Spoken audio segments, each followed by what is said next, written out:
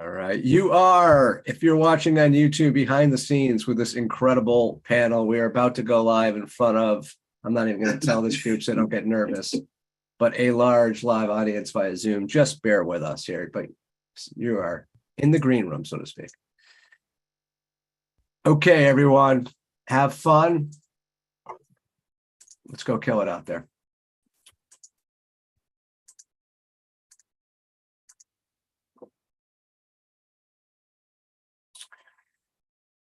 Good afternoon and good morning, everyone. This is Eric Glazer, and welcome to our live recording of Bright Spots in Healthcare, produced by Shared Purpose Connect. We bring leaders together to not only inform you, our audience, but also unearth bright spots, successes at health plans, hospitals, and other healthcare-related organizations around our nation. Our goal is to identify as many bright spots as possible so you can determine if the ideas shared on this episode can be applied at your organization. We believe that this approach of finding a bright spot and cloning it is the most effective strategy to improve healthcare in our lifetime. If you have not subscribed to the Bright Spots in Healthcare podcast, I ask you the favor of stop what you're doing right now, grab your device, go to whatever podcast app you use to consume content, type in Bright Spots in Healthcare, and subscribe. The more folks that subscribe, rate, and comment our show, the more easily your peers around the industry can find us. And that's important because there are so many incredible ideas and bright spots shared by the incredible guests that come on this show. And that will help us accelerate the strategy of finding a bright spot and cloning it. So the more people who listen, the better. You can help more people listen by rating and commenting. So thank you in advance for doing that. Our topic today is near and dear to my heart. It is called Success Stories in Virtual Care Enrollment and Engagement. We have in front of you, if you're watching live, an incredible all-star panel who, as usual, we're going to save the time of introducing when they come on for their questions, but we're going to post their bios both in the show description on your podcast app and if you're watching live right now within the chat on Zoom. And you'll be able to click on that link, see all the great expertise and experience you are about to benefit from in just a moment. Our partner in crime and sponsor for today's show is TytoCare. They are one of the world leaders in enabling providers to practice healthcare virtually. Imagine remote physician exams from your home. TytoCare has a consumer-friendly remote exam system to deliver on the full promise of telehealth, and they are much more than a hardware or infrastructure expert. They are incredibly innovative around enrollment and engagement, and their team is some of the world's foremost experts in the virtual care role. I will tell you more about them later on in the show, but if you want to check them out, they are at TytoCare.com. That is TYTO care, one word.com. I have organized our jam-packed hour into three segments. The first is going to be on engagement, experience, and equity. I'll call it E3. Our second is on plan design. And finally, we're going to talk about local as a strategy. Each segment is going to feature various bright spots from our esteemed panel. So I want to jump right into E3, engagement, experience, and equity. Dr. Timothy Law is a family physician and is also the chief medical officer of Highmark, sometimes referred to as Highmark Blue Cross Blue Shield. Tim, in our lives, there is so much digital noise, both personally and professionally, that we're all trying to kind of weed our way through. How is Highmark thinking about fitting in to this ultra competitive mind share of the busy consumer? Maybe you could share with us an example. Sure. Well, we, of course, know myself as a provider of virtual health for over 20 years now, I know that the digital space is getting very noisy, and we see that here. Our goal is to eliminate that disjointed, that fragmented experience of the healthcare industry by offering a transformative digital experience for our members. delivering a one-stop shop through one digital front door. And we've developed an app we call My Highmark. It's an experience above and beyond the normal app you get from your plan. Highmark is seeking to make that difference in healthcare experience simple, personalized, and clean, where clients and members no longer have to keep track of how or where to go to access or enroll in programs. So we actually surveyed the customers, listened to our customers, the voice, and streamlined that access to those benefits and health programs and solutions. So to make it more of a consumer-friendly type of environment. We're now piloting that with 120,000 of our members. We've in conjunction with a company called League to do the app, and in response to that, we've seen increased email response, increased text message response, and increased engagement and completion of the programs that we offer. Things on the app include your traditional, like, what is my benefit? What are my benefits? What doctor can I see? So where to get care, where to get benefits. But it also includes some personalized stuff to talk about the health journey of your particular health journey. Like, what is it about you and your care that you need to keep continuous improvement on? And then, of course, on top of that, the health profile is backed into it. We have an unlimited, what they call an infinite amount of interoperability kind of thing. So if you have a Fitbit or a Google or a Garmin watch or any of these other things that keep track of your health profile, it can download right onto the app for you, so that you can keep your blood pressure, pulse, et cetera, sugars, everything. So the health journey is a series of sequence and relevant recommendations that consist of all the clinically validated health programs that exist. These programs are strategically designed based on behavior change science. So they comprise activities which act as the basic building blocks to encourage those healthy behaviors, engagement, including utilization and some health solutions to let you know not only what to do between doctor visits, but also when it's time to do the next doctor visit as well. So I think it's a pretty successful program. We plan to roll it out to the rest of our membership, about nearly 6 million members at some point. So I'm not going to ask you to be sort of your chief marketing officer as well, but I'm curious on your opinion. Like, what are the key levers and all those features you just described that's driving all those great results? Is it the healthcare journey and making sure that members know where they are and where they're going? And what do you think is the driver of all this? So I think the driver is the personalization of it. I mean, so, to try to get through the healthcare milieu that exists right now is a very confusing and fearful thing, right? You get told you have a diagnosis, whether it's chronic or acute, and now you're on your own. You leave the office, and what do I do next? Well, now all that stuff's going to be right there on the app. It's going to help you. Like, when do you due for another appointment? What do I have to watch? Here's the best way to eat. Here's kind of exercises your doctor approves you to do based on your heart, your lung, et cetera. So I think it's really just that whole personalization. It's like someone in your pocket to help guide you through this milieu, like I say, of the healthcare world. I like that. It's a really good transition, because I want to talk a bit about the consumer journey and journey mapping as a science, basically, because I think it's something we're doing much better in healthcare. Certain organizations are doing better than others. So I want to bring in Tirosh. She is the Director of Engagement at TytoCare. See, how are organizations thinking about the virtual care journey, or how should they be thinking about the virtual care journey?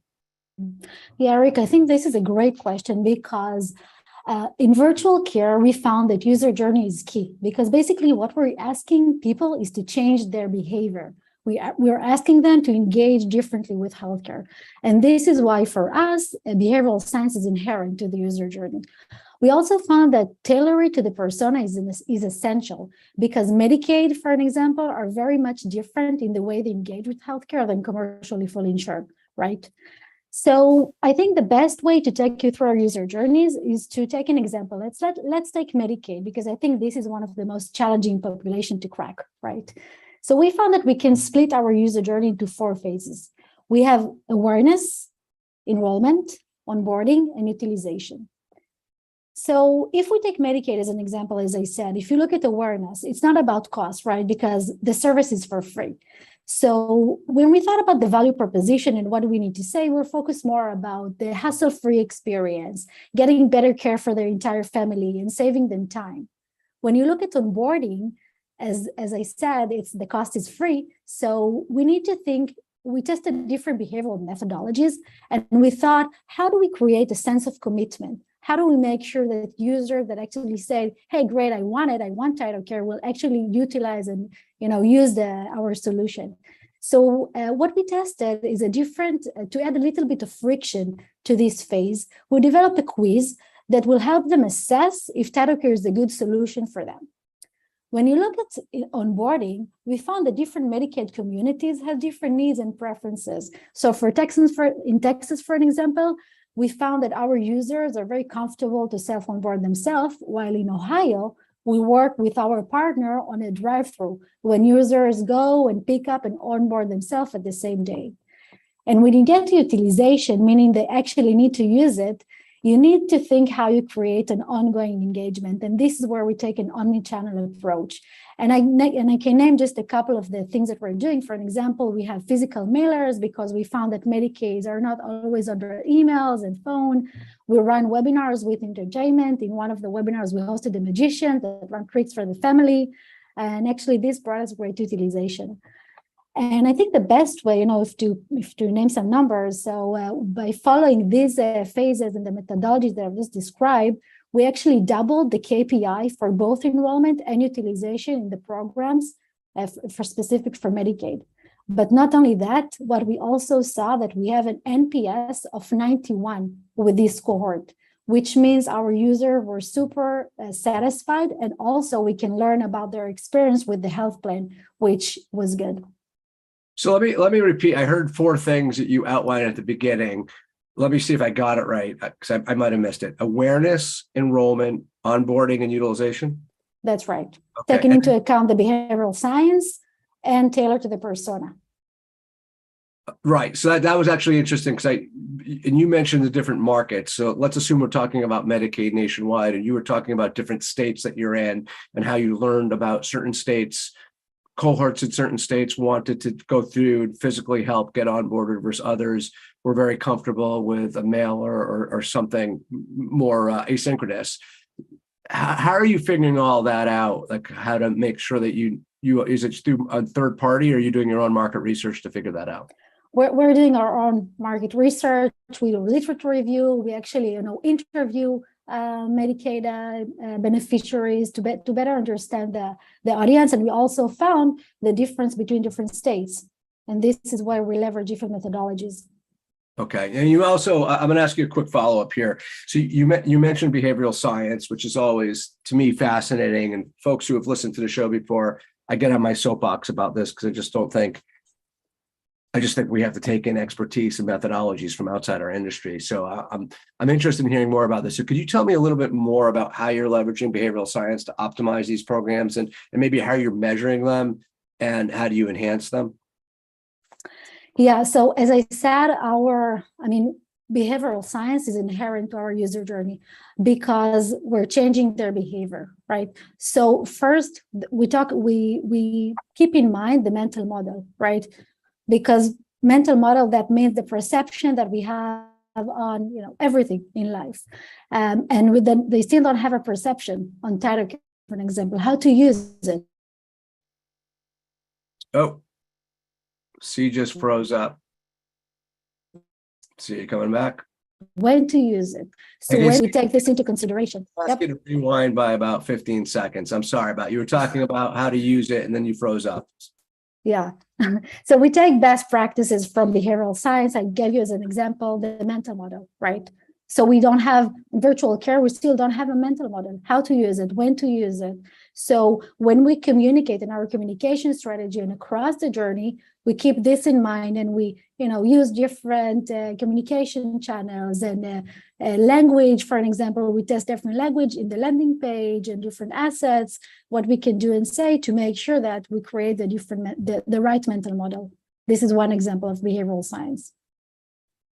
That's interesting. So I think one of the things I found really interesting in preparing for this show is, I don't know if you were probably one of the authors, but I got to read an article on how behavioral science can improve virtual care adoption. And what I found incredibly interesting was understanding the 3 foundational concepts behind behavioral science. And then I don't know if it was you or your team, but the authors talked about present bias, which I thought was fascinating, and status quo bias and the balance of those. And what I would say to everyone is you should read this article. It's a really easy read. And other than it maybe having a TytoCare logo on it, I don't think they talk about TytoCare at all. They just talk about behavioral science.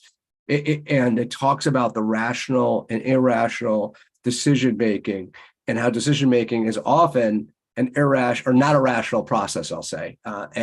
And that information, thus, because it's not a rational process, the information you may be able to share to drive a behavior as a health planner or a provider, or whoever you are, that may not necessarily change behavior. And you need to look for other ways to influence the decision-making process. So those of you who listen to the show know I love a great story. There was an episode on February 23rd. If you haven't listened to it, you should, on Sell with the Story with best-selling author Paul Smith. And this article that I'm referencing right now has two really good stories in it. One's with Michael Kramer. They're talking about going to Africa and leading a team to persuade people in Africa to chlorinate their water to reduce disease. And the others, the dynamic between Amazon and Barnes and Noble and how that ties into healthcare. So if you want that article, I'll send it to you later today or tomorrow morning. Just press yes. I'll have Gene Ware, our producer, put up the poll, and we'll just collect those, just send it right out to you. I would skip right to page 3 or 4. It's a quick read, 18 pages, really, really good. So I don't know if you had anything to do with that, C, but compliments to you. I don't think we can talk about the member journey or behavioral science without doing a deeper dive into sort of demographics and social drivers and thinking about how it all fits into a macro health equity strategy that I'm sure everyone listening is working on and learning more about. So I want to bring in Barbara Koch. She's the Senior Vice President in the Office of Health Equity at UnitedHealth Group. Barb, can you share with us some of your insights and maybe and let us know a little bit how like a big organization like UHG is thinking about the health equity journey? Yeah, for sure. Thank you, Eric. And hello, everybody. And as I'm listening to everybody speak today, I'm thinking about virtual care being one of the solutions that could end up being some of the least personal of the work that we offer, right, in healthcare. And if we are all on this panel and everyone listening today doing our job right, we're going to be looking at all the work we do through the lens of health equity, not leaving anybody behind. And big company, UnitedHealth Group. Core to our mission is we believe everyone should be able to live a healthier life, no matter your income, race, sexuality, et cetera. So, our company has been doing health equity work for dozens of years, at least a couple dozen years. We've invested massively through philanthropy and through our products and changing clinical policies. So we definitely, health equity is really what we are here at UnitedHealth Group, and I'm really proud about that. But one thing that's gotten me very inspired is the conversation about health equity happening more and more. Every time I'm on a panel, listen to a panel, read about healthcare, there is some mention, some nod to health equity and making the healthcare system more equitable for everyone. So that's exciting. And at UnitedHealth Group, we've announced recently a renewed commitment to organizing our health equity work. So if in our large organization, we have over 400 unique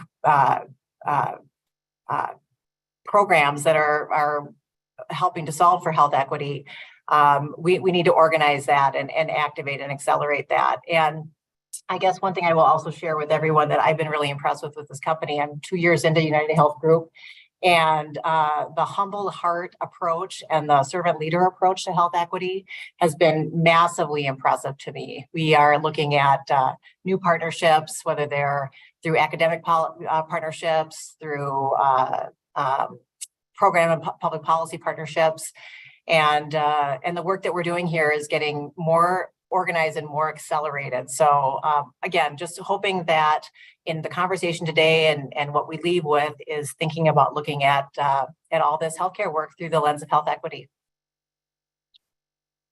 I love it. Do you have, I'm going to ask you a quick follow-up to that, then I'm going to ask you for an example, but could you talk about, do you guys have a specific focus on, are there certain health equity programs or certain areas of focus that you could just outline for us? I'm sure there'll be similarities across know what people in the audience are doing, but I'd love to outline those. And then I want to get into an example I'll ask you. Yeah, for sure. No, thank you for that. So yeah, it's a massive topic, right? So how do we really focus in areas where we can measure impact and really be organized?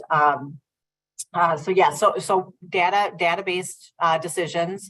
We recently came up with basically 6 priority areas that we're going to focus our enterprise health equity work and investments in. They involve maternal care, specifically Black and Brown maternal care, behavioral and mental health. We are looking specifically at investments in working with the senior population, LGBTQ plus population, rural populations. We've recently made a massive investment in diversifying the healthcare workforce, $100 million, massive. And so that's a huge priority for us. Of course, care affordability. Our philanthropy and our businesses are very involved in the social determinants of health or social drivers of health. So that's another category. And then chronic condition management with sickle cell, asthma, obesity, breast cancer, colon cancer, et cetera. So those are kind of our 6 buckets that we focus our organization on. And it's, I know we're leaving some behind, but we want to, we really want to focus to make impact here. Okay, I'm going to summarize that. I think I captured these from the bottom up. So chronic condition management, social determinants of health, right, care affordability, the workplace, behavioral health, and then maternal health morbidity. Right. Could we let's, this is my follow-up, so it's a good segue. What's an example of virtual care journey being integrated with a lens on equity, let's say with maternity? Can we go with maternity? Yeah, no, absolutely. We just actually recently announced a really interesting partnership, a product called it's called MP3, and it's an app for Black birthing people. Right now we're testing it in Georgia, and it's a resource for people postpartum on their care journey. And it's interesting that product is a partnership with Morehouse School of Medicine and Emory and Georgia Tech and Georgia State and a number of different organizations really producing this great product. What we're doing is we're putting the power of our voice and our communications talent behind promoting it. So all of these virtual products are great, but they're not good enough if they don't get the word out. And they don't get the word out to that unique, the unique patient who needs that. So our partnership is a promotions partnership. And so I'm really proud of that technology. So we'll see how it goes. It's just launching, but really exciting for us. Is that rolling out just in Georgia? It sounded like I was writing down some of the universities you were mentioning. They were all seem to be Georgia located. Yep. Right. High need in Georgia. Again, data identified as a high need area. And so we, hopefully we'll have more to report on the success metrics, but really excited about partnering for one and providing new products to a much needed population. That's great. I'm just looking at some of the questions coming into the Q&A module. I think we're going to keep on running for now, just to stay. There's a good segue here, Barbara, with everything you just outlined, and I'm gonna actually pause. We're gonna go into plan design right now, segment 2. But before we do that, I'm actually going to do something I typically do not do during a live Zoom event, and that is share my screen. So hang on your hats. I am super excited, and you've heard me talk about, we have our first in-person event at Bright Spots in Healthcare happening this summer, August 24th and 25th in Boston, right on the Boston Harbor. And we're calling it Bright Spots in Care Models and Consumer Engagement. And you can see Barbara Cook's already agreed to be participating in that event. But we're going to focus on health equity, surprise, hybrid care, and local as a strategy. And we're just super excited that we already have this great group of featured panelists and guests who have already confirmed. Me and Jean and Sherry are busy working with some other incredible guests that we're going to be adding to that brochure very shortly. And beyond that, we're super excited because we're doing this a little bit a lot different, I should say, than any other event you've attended. We're going to have no PowerPoints during the entire day and a half event. And it's designed just for payers, providers, CBOs, and select sponsors. And I just want to point out why that's so important to many of you. And I just know from someone that has both produced conferences and attended conferences with representing healthcare organizations, you need to justify your time and the money that you invest in going to these events. And you need to do that typically through the new ideas and the insights and the connections you make while you are at that event. And I think this is more effectively done through networking and peer-to-peer discussions than listening to presentations just for 2 days. And so this roundtable summit that we are planning is designed around plenary panels like the one you are listening to today.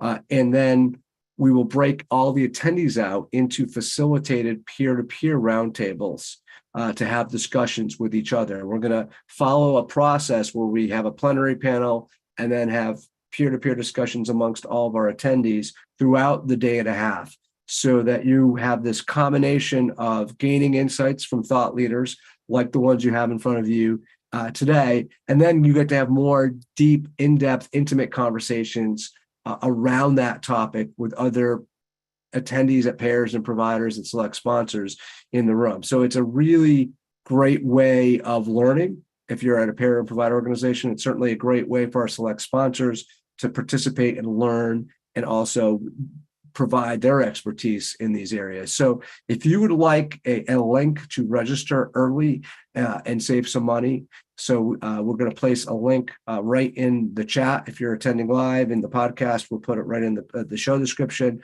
as well as a link to the brochure. And if you have any questions about the format, what it's going to be like to participate, or if you're interested in sponsoring, if you're one of our existing sponsors, or maybe you're a company that you haven't worked with us yet, but you want to learn more, you could certainly email me directly at eglazer@sharedpurposeconnect.com. And I'm happy to get on the phone or exchange emails with you, whatever you need to get more comfortable with this event. But it's August 24th and 25th. You could have some drinks with me and Barb and some others, but really excited about that event coming up this summer. All right, I want to move over to plan design and talk about how important this is in driving not only just enrollment, but meaningful engagement and utilization. So I'm going to bring back Timothy Law, the Chief Medical Officer at Highmark. Tim, how important is plan design in driving meaningful and production adoption of your virtual care strategy? And maybe talk about a little bit how you're incorporating that approach right now and today. Sure. Well, I think it's important in all of our virtual health searches here. When I think of plan design, I put it back into the business world. And that is, there's 4 types of plans. There's an operational plan, there's a strategic plan, a tactical plan, and a contingency plan. Up until the pandemic, virtual health was a thing, right? It existed. It wasn't newly discovered, but no one had any plan in place for virtual health. If someone wanted to do it, they did it. It was just kind of off the side of the desk. And then when the pandemic hit, we had to say 2 things. We had to, one, come up with a strategy, like how are we going to do this? How are we going to operationalize this? We had to come up with an operational plan and a strategic plan. So at Highmark, what we've done is we decided that this access to care issue, this was one of the ways to get there, especially during a pandemic when people weren't leaving their homes, there was fear, there was illness, et cetera. And so we realized that we have both a fiduciary responsibility to our members and those that pay premiums. We also have the medical responsibility to make sure that people are getting the right care at the right time, at the right level. And so our strategy was that we would try to make telemedicine, virtual health, available at any level to all providers and patients. And so we spent the first 4 months of the pandemic trying to go code by code on which codes can we say are available for telemedicine. And then we had this, I had this, phenomenal, come to awareness meeting thought, and I said, all of them can be. If leave it up to the doctor. We let the doctor decide what their scope of practice is within their specialty, right? We should also let them decide what is their scope of practice in telemedicine. If they have a way to deliver a service that they already deliver in person, if they find a way to deliver it via telemedicine, virtual health, then they should go ahead and do that. Whether it be with Bluetooth technology that's sitting out there in a patient's hands or at a place. I've personally done virtual health with the International Space Station, teaching lay people how to do stitches on someone that gets lacerated. And they also do one with ultrasound. So it's possible to do virtual health beyond what we're even thinking of now. So we have gone and said anything that meets the guidelines that the AMA put out for the definition of the code, if you can meet those guidelines and you can do it via virtual, then you should go ahead and do it. And that's how we've approached our kind of our business decision on any time someone asks, what are you doing after the PHE's over? Where are you going with your telehealth? Like, we're staying. We're not going anywhere. We're right here. Wow. Great stuff. I'm hoping folks could pick up the pace and get to your level of progressiveness. How are you driving? Could you get a little bit more in the weeds and how you're driving better outcomes via digital? And are there programs you're putting in place or financial incentives at all that you're putting in place to enable your providers to provide the best care possible and provide easier access for you? Yeah. Sure. So a couple of things. So one of the things we're doing, some of the studies we're looking at, some of the data shows that we're decreasing hospital readmissions because now that follow-up visit can be done virtually, whether it's a post-operative care to make sure that your stitches are okay, see how you're doing, are you eating, et cetera, et cetera. That saves that, as well as a decreased emergency room admissions. As we all know, a large percentage of emergency visits are non-emergent. They're more urgent, or could we even wait till the next day to see a physician in a non-urgent form? And so we can pick that up with telemedicine. So it almost acts in some points as a triage mechanism to make sure, again, I want to keep going back to this 3-tiered system, but make sure they're getting the right care at the right time, at the right level. And the biggest thing I think we've done is we are the first company in the country to adopt medical policies for digital prescription therapeutics. And we've done that with about 9 different apps that are out there. There's probably 45,000 of them available, but we're doing a vetting process internally, and we've now have 9 of them under policy in things such as women's health, sleep medicine, behavioral health with PTSD, substance use disorder, musculoskeletal with back pain, even ophthalmology and amblyopia with children. And we're looking at more every day. We're a member of the early feedback payer program with the FDA. The FDA doesn't so much approve them like they would a drug, but they'll give recommendations on whether or not they're recommended as something. And they have the what's called SAMD, which is software as a medical device division in the FDA, and we're part of that. And we give feedback on some of these new devices and apps that come out. And so I think those digital therapeutics are an adjunct to our physicians and their practice to help keep track of patients and help even treat patients on the outside when they're not even at the office. So that's a type of a virtual health that's not even having a direct interaction with any provider at that time. So I think that's pretty groundbreaking right now. So the provider prescribes the digital therapeutic, then Highmark covers any costs that may be associated with said therapeutic. Exactly. And we've tried to push, the whole industry has tried to push things into members' hands, patients' hands for a long time. And we found out that if we didn't have the whole wheel involved, in other words, the provider has to know about it, the member has to know about it and want it, and the payer has to know about it and want it. If we leave any one of those 3 things out of the picture, it's a failure from the get-go. It's never going to take off. So if you have this really great app that's keeping track of your blood pressure and you go to your physician and show it to them, and they have no idea what it is, they have no way to interoperably put it into their record, they're not going to back it much. But if your physician's telling you, hey, there's this app that can help you with a substance use disorder, let's look at it together here. And when you get home, you'll have a way to help keep yourself, in the zone of where you want to be. So. I love this. So, we're about the halfway mark here, and this is that's like an all-star panel. So, like an all-star game, I want to bring in some of my other all-stars here in the second half. I want to bring in Dr. Nina Birnbaum. She is the medical director of innovation and acceleration at a little-known organization called Blue Shield of California.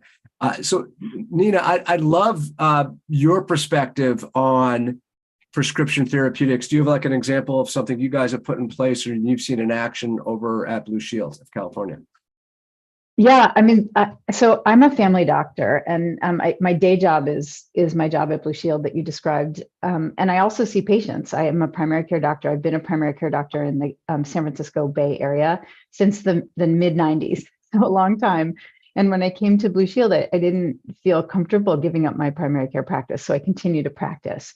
And one of the things that was really revolutionary for me when I joined the job here at Blue Shield just 2 years ago was I learned about our digital therapeutics platform called Wellvolution.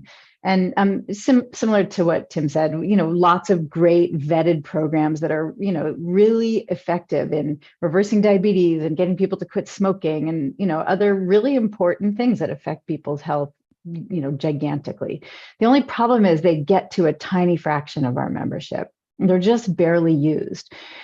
So I learned about Wellvolution when I came to Blue Shield, and I took it into my practice. And I was with a patient one day who said to me, I've gained that pandemic 15, and I really I'm ready to lose it, but I don't know how. And so, typical family doctor, I said, well, where do you want to start? Like, what's your question? She said, well, I don't really understand what a normal portion size is.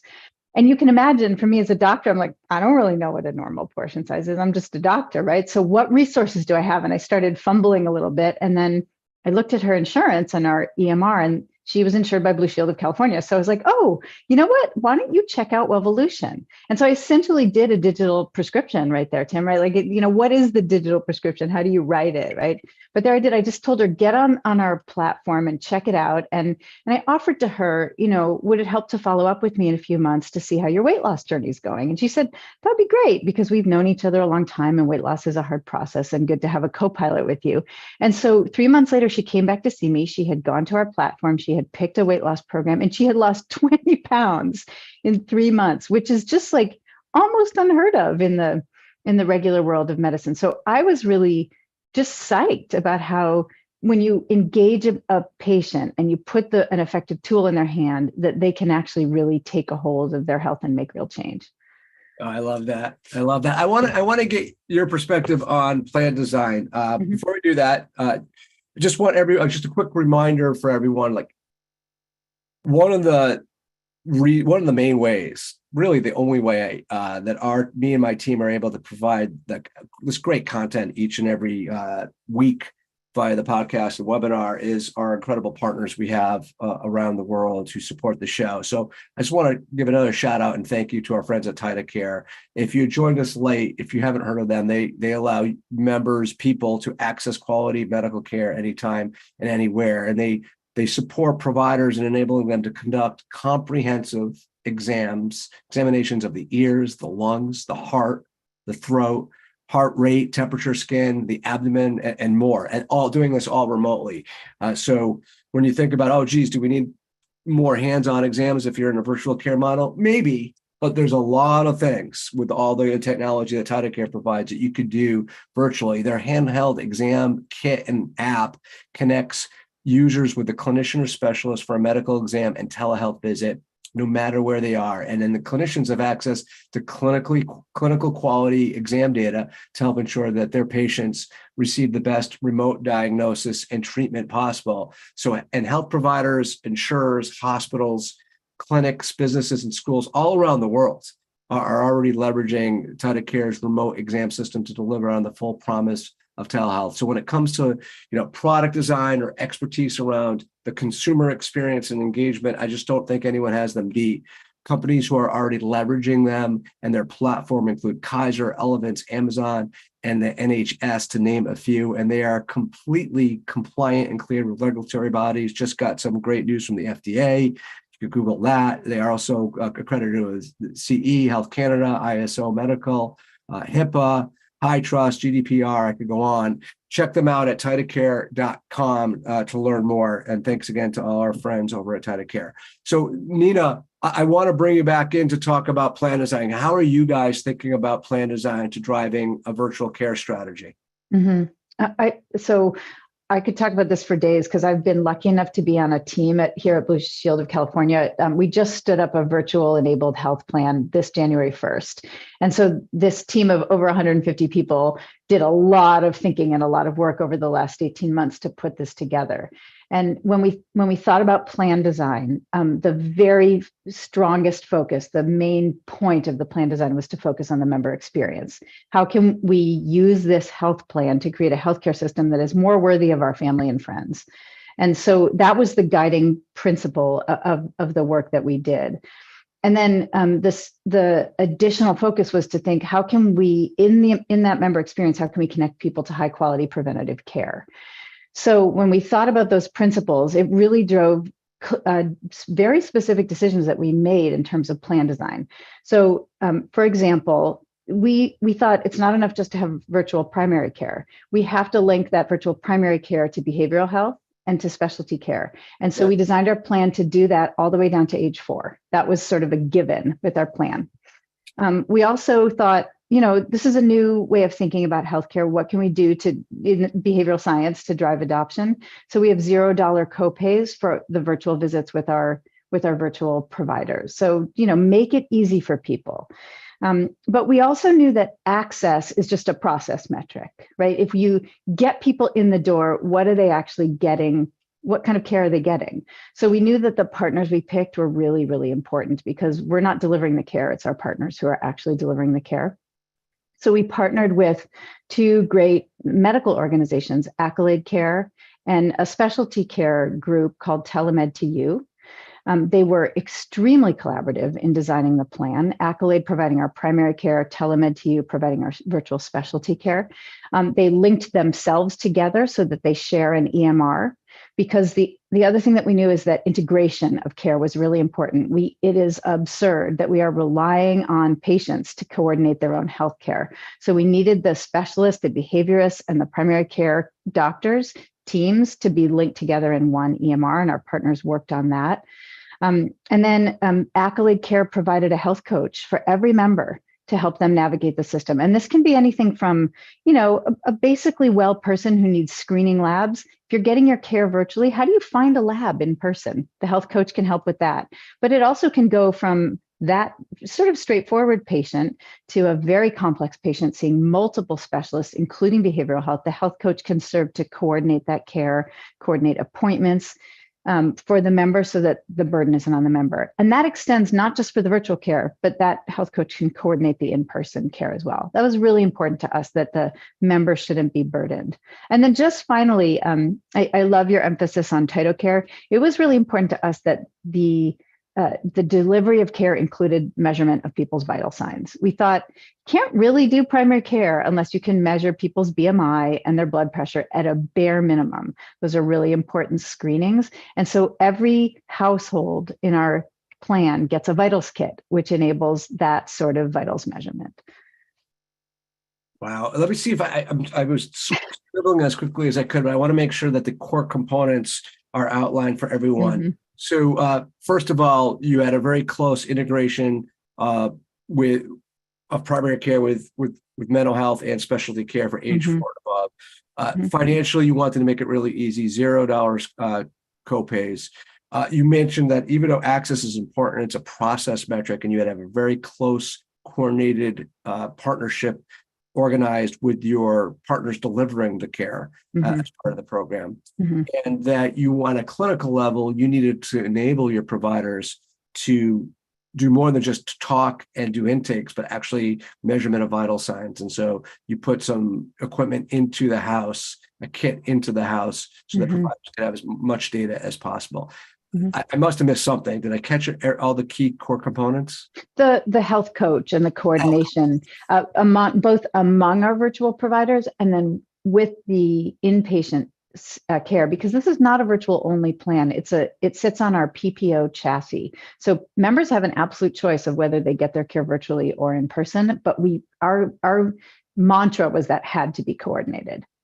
Yeah, I love that. I need to do another session. We used to do something. We did a couple of peer-to-peer coaching, health coaching. I need to do another episode of that. So that is terrific. I want to segue now into local as a strategy, because virtual care is an incredible tool to get folks healthy in their local community, which has proven to be one of the most effective ways of providing value-based care. Right before we do that, I just want folks to know we have 2 sessions coming up, both of which build upon this topic. The next one is next week.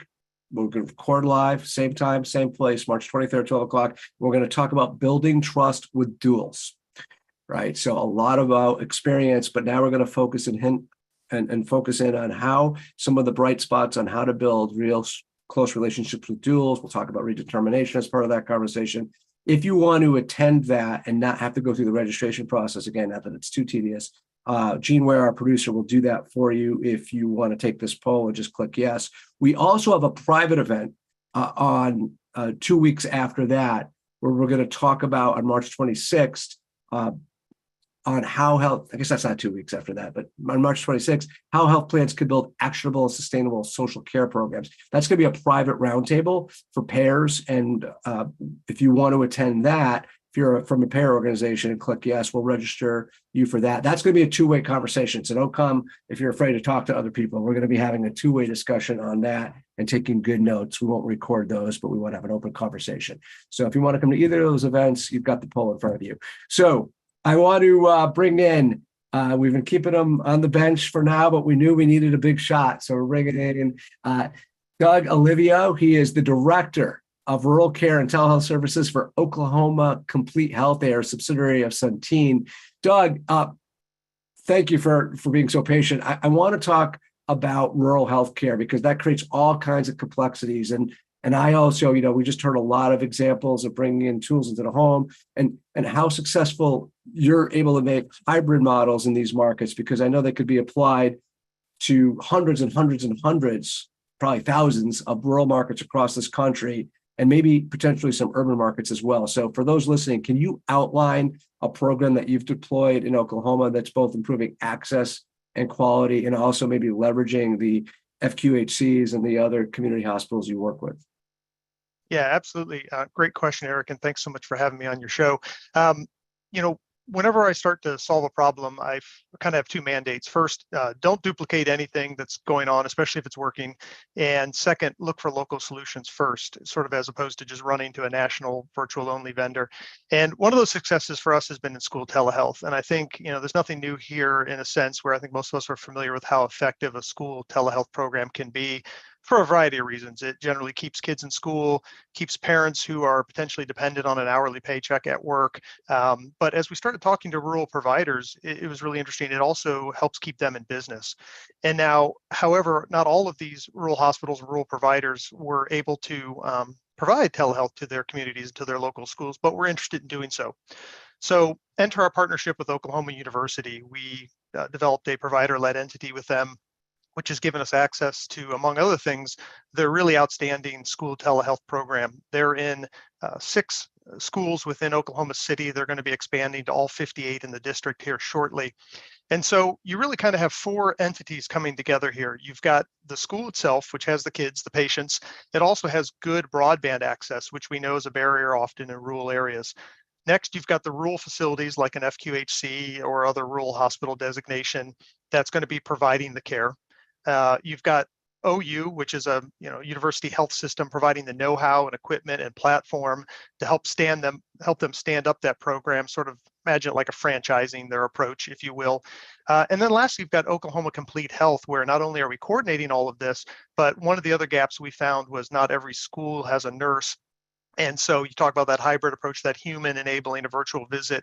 And so we're going to be providing some telepresenters or equivalent to some of these schools to, especially as you start talking about remote diagnostic and monitoring equipment, which is so important to help make that successful. So really what you end up with here is a place that drives new engagement. For a lot of these kids, this is their first and only touch point with the medical community. You've got easy access to local follow-on care because it's their local provider on the other end of the line if they need to go to that route. And lastly, while we don't have any metrics on this hard and fast yet, we know it's acting as a funnel to get these kids into a long-term relationship with their local PCPs. And incidentally, we find that their parents are also following and establishing care with these facilities. So, Oklahoma's ranked 5th in the nation for being at risk for rural hospital closures. And it leaves such a hole in the community, both medically and economically, that we need to be part of the solution to help create sustainability for them. So, Doug, I'd love to. So it sounds to me, I just want you to provide some clarity for me and the audience on how you're scaling this, because it sounds like it's a bit of a franchise model, which I like. So I'd love you to provide some color on that and maybe outline, if you don't have the results, of some of the core benefits that you guys have outlined and are looking at, the metrics that you're looking at as you continuously evaluate the effectiveness of the program. Yeah, absolutely. Well, so sort of three things here. First, there's some rural hospitals that are doing very, very well at this on their own, and they're already in multiple schools in their community. So what we're talking about doing is helping those ones that are interested but don't quite know how to get there, and that's where OU would come in and help them duplicate what they've been able to do very successfully in Oklahoma City. And then also, OU has agreed to use their providers if there's a community that doesn't have a nearby local facility, or that facility for whatever reason is unable or unwilling to be that telehealth provider. We'll link them directly to an OU provider.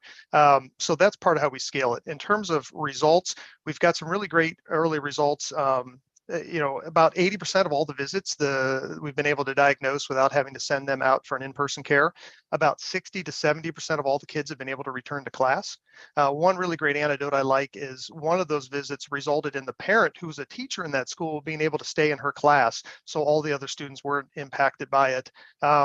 Pretty soon here, we're going to roll out rapid flu and strep testing. So we're hoping to get that 80% number even up a little bit higher without having to refer to in person. And just sort of FYI, the two top conditions we see are ear infections and sore throat. I love it. That's a great program. And did you ear infection and sore throat? And so, and most of those, you probably don't have this, but do you have a reconciliation kind of rate?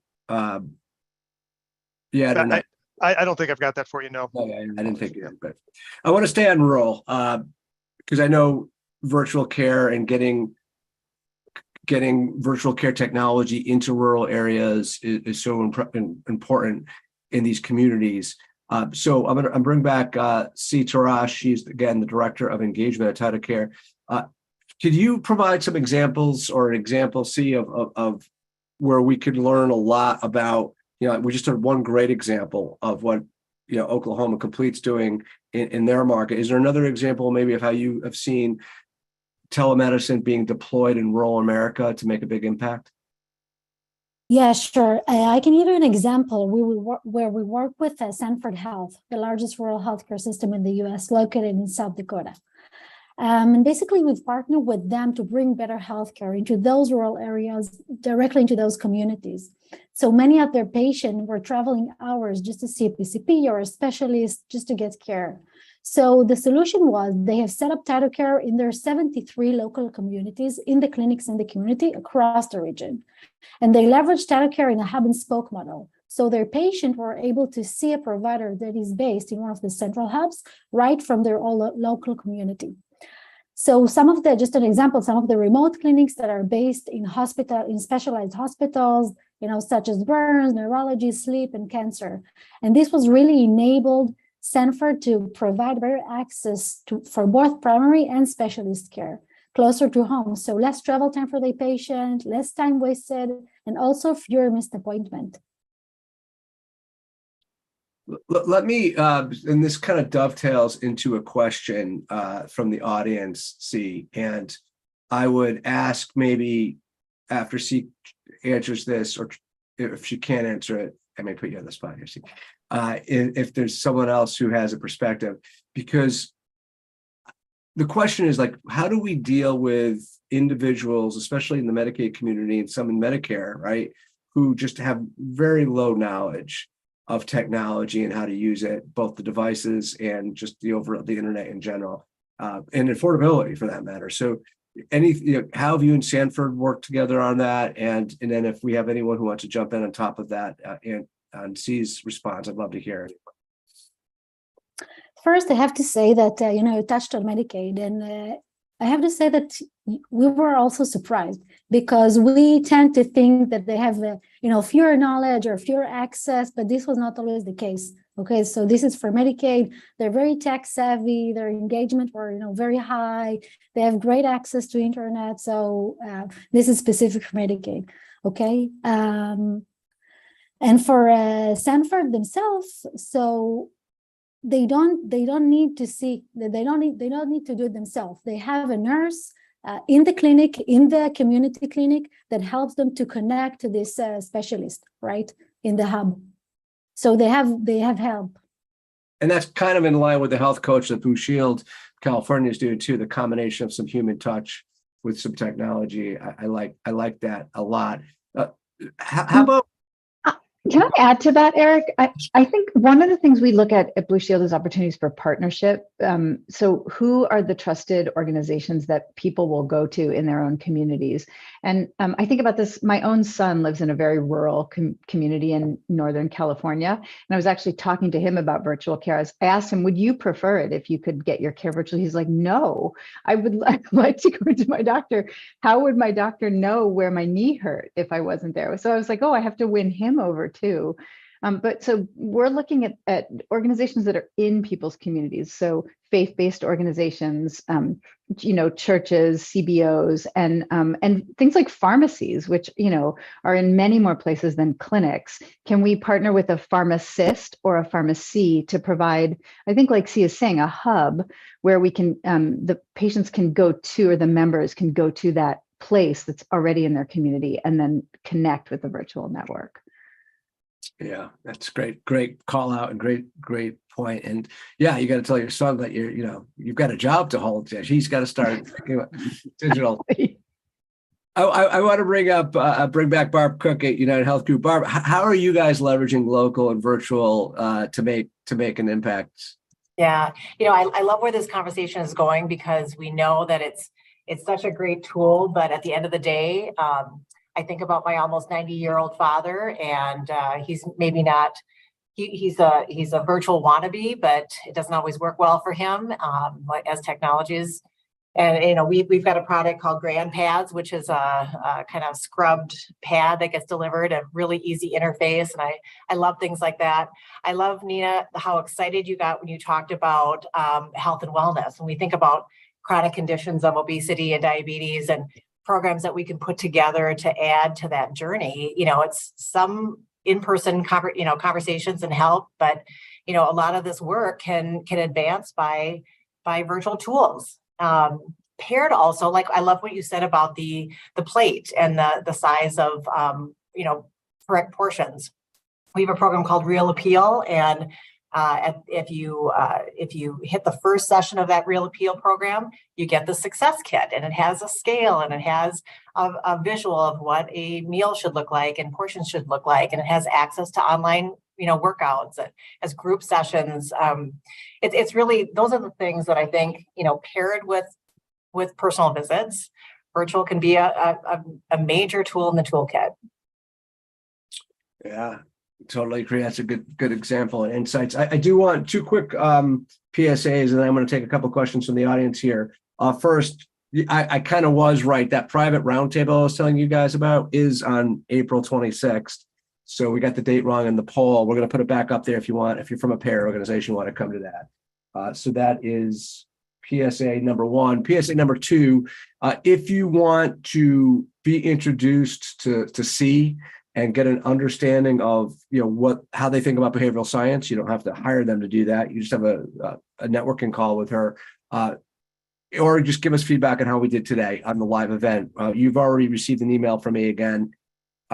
Don't put me in your spam folder.